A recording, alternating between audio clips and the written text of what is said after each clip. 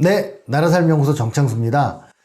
오늘은 그 자치단체 간의 재정조정제도에 대해서 말씀드리겠습니다. 이게 무슨 말이냐면, 그 재정에 대해서 그 자체 수입 말고 수평적 혹은 수직적 재원 배분을 합니다. 그래서 그것을 이제 중앙정부에서 왜 교부세나 그리고 보조금으로 지원을 하잖아요. 그런데 자치단체 간에도 그런 제도가 있습니다. 그래서 그 중에 첫 번째가 시도비 보조금이에요. 그러니까 광역시나 광역도에서 그 산하에 있는 자치구나 시군에 대해서 보조금을 줍니다. 이 보조금을 주는 거는 중앙정부에서 보조금을 주는 걸 전달하는 보조금이 아니라 이 시도에서 자체적으로 하는 보조사업들이 있는 거예요. 그래서 시도가 자기들이 부담을 하고 기초자치단체에 이제 그 매칭을 해서 쓰게끔 하는 그런 건데요. 주로 그 시도의 시책상 보조 사업이에요. 그러니까 시도가 하고 싶은 게 있을 수 있을 거 아닙니까? 서울시가 하고 싶은 게 있고 강원도가 하고 싶은 게 있을 수가 있죠. 그래서 이 부분들을 그 진행을 하는데 예를 들면 시도지사가 공약을 했던 것이라든가 시도에 특수성이 있는 사업들이 있을 수 있죠. 그래서 그런 사업들을 진행을 합니다. 그래서 그 예를 들면 옛날에 무상급식 같은 경우에도 모든 곳에서 동시에 시작하지 않았잖아요. 그래서 무상급식을 먼저 시작한 곳들은 그 지역의 시도 보조금으로 시작을 한 거예요. 그래서 이제 진행을 한 건데, 이 돈은 어디서 나오냐면 그 시도에 그 광역단체의 일반 재원으로 조달을 합니다. 왜냐면 자기 재량으로 쓸 수 있는 돈에서 쓸 거 아닙니까? 그래서 이제 진행을 하는데 그 재원의 용도가 지정돼 있죠. 보조금은 용도가 지정된 거예요. 그래서 이 교부세나 또 예를 들어 그 광역자치단체에서 주는 조정교부금처럼 그 용도를 지정하지 않고 자치단체가 재량으로 쓰라고 주는 돈이 아닌 어디 용도가 지정된 돈인 거예요.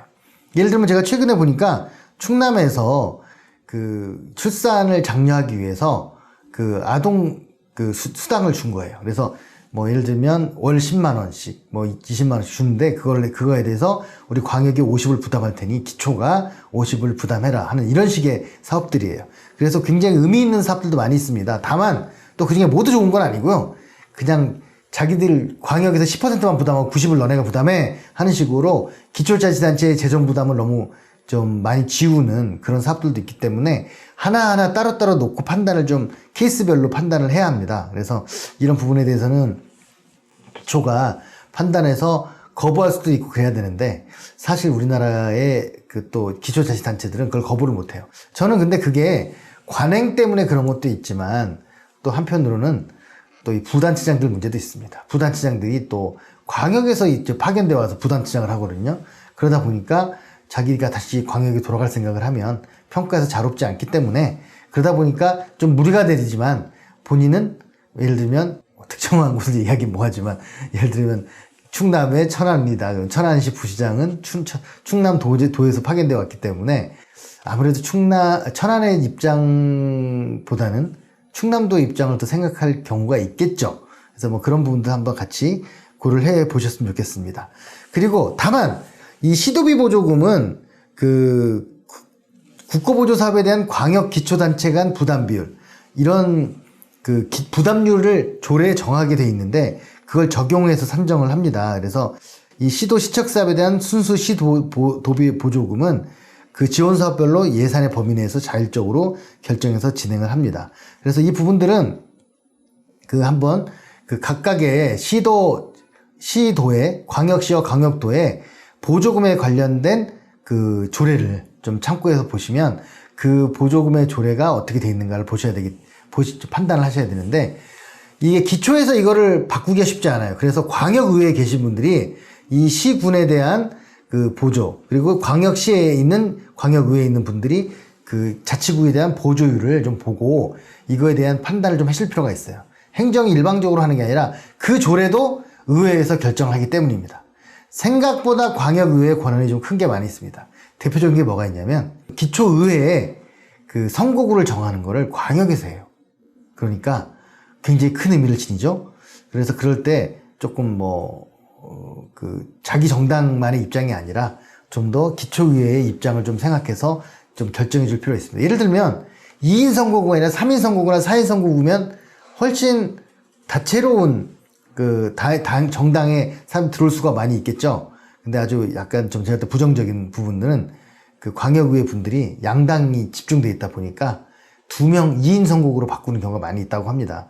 2인 선곡으로 바꾸면 양당만 당선되겠죠? 그래서 특히 이번 지방선거 할 때도 무투표 당선된 분들이 무려 그 몇백 명에 해당된다는 거 아닙니까? 그 무투표가 왜 당선되겠어요? 2명 뽑는데 2명만 나오기 때문이죠. 그래서 그런 부분들을 한번 좀 참고를 해주시면 좋겠고, 자, 또 하나. 자치단체 간 재정 부담에는 보조금만 있는 게 아니라 조정교부금이 있습니다. 그래서 자치구 조정교부금이나 그 시군구 조정교부금이 있는데, 이런 것들은 그 광역에서 먼저 그 교부금을 내려주는데, 이 교부금은 뭐냐면 중앙에서 주는 교부세하고 비슷한 거예요. 다만 그 중앙에서 주는 거는 약간 공동세 개념이라고 해서 교부세라고 하는데, 광역 시도에서 주는 돈은 조정교부금이라고 합니다.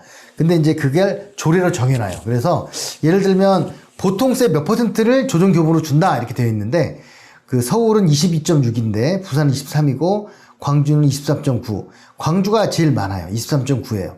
그러니까 자기가 거둔 보통세의 23.9%를 무조건 산하에 있는 그 기초자치단체에 주는 거예요.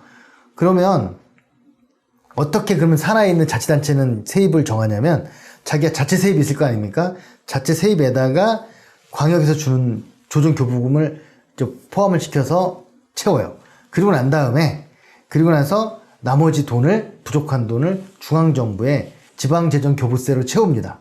그렇기 때문에 먼저 광역 차원에서 부족한 데를 채운다. 이걸 분명히 기억하셔야 돼요. 그리고 나서 중앙에서 받는 거거든요. 그런데 이제 광주가 제일 높다고 했잖아요. 그 광주는 23.9%나 조정교부금을 주기 때문에 그 다른 보조금이나 이런 부분들을 많이 줄였다고 합니다. 지역마다 특색이 있는 거기 때문에 이걸 판단하는 거는 당연히 광역의회가 판단하셔야죠. 왜냐면 광역의 집행부가 이걸 결정하긴 하지만 광역의 의회가 그걸 의결하는 것이기 때문에 이 부분들을 그 자기가 속한 자치단체들의 상황과 결부시켜가지고 좀 판단을 하셔야 됩니다. 그런데 다만 여기서 이제 하나 좀 추가적으로 알아두셔야 되는 건 뭐냐면, 조정교부금을 줄 때 교부금의 90%는 일반 조정교부금이에요. 재량껏 쓰라고 주는 돈인데 10%를 특별조정교부금으로 운영합니다.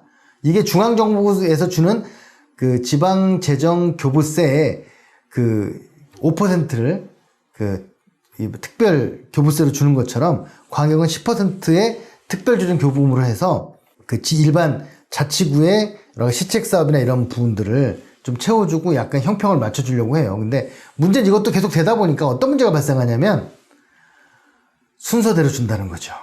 그래서 예를 들면 서울 같은 경우에 조정교부금을 줄 때 제일 많이 받는 데가 특별조정교부금을 줄 때 제일 많이 받는 데가 어디겠어요? 당연히 재정력 지수, 재정 자립도가 제일 낮은 노원구가 제일 많이 받고요.